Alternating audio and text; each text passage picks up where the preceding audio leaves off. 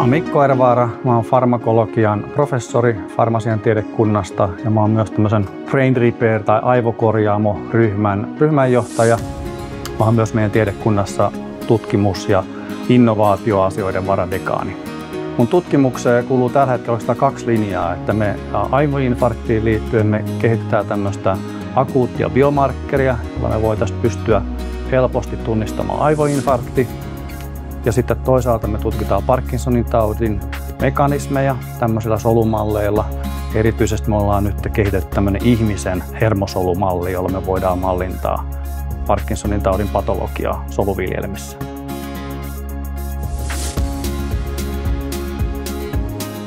No siellä on ollut tosi suuri merkitys, että mä lähdin väitöskirjan jälkeen postdociksi tuonne Yhdysvaltoihin, National Institute of Drug Abuseen, ja sitten kun mä olin siellä ollut vähän aikaa, mä sain semmoisen akatemiatutkijarahoituksen.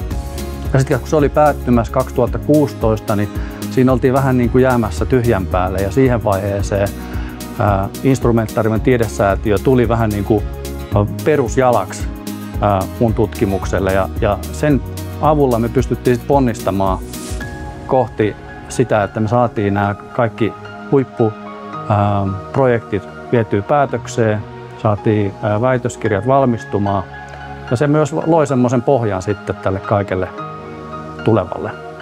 No se, jos ajattelee tavallaan tämmöistä isompaa kaarta, niin kyllä se on mahdollistanut sen, että me tehdään tällä hetkellä niin kuin huippututkimusta.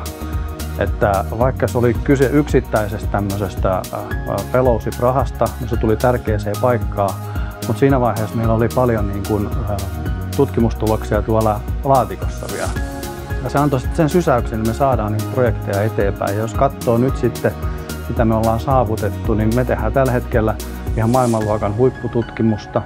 Meillä on tullut joka vuosi vähintään yksi tämmöinen yli 10 impact factory juttu. Että kyllä se on mahdollistunut tosi paljon.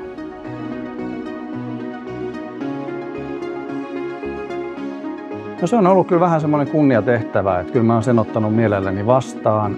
Se mikä siinä oikeastaan motivoi on se, että nähdään oikeastaan läpileikkaus siitä, että kuinka hyvää tutkimusta meidän Suomessa tehdään. Kyllä mä oon siitä itse asiassa tosi ylpeä. Että se on ehkä semmoinen asia, mitä me itse tutkijat ei välttämättä tuoda aina esiin ja sitten sitä ei välttämättä tämmöisessä yhteiskunnallisessa keskustelussa nähdä. Että me haetaan ehkä niitä vastauksia välillä liikaa ulkopuolelta, kun itse asiassa meillä on täällä huippututkimusta, jos me vaan luotetaan niihin meidän tutkijoihin.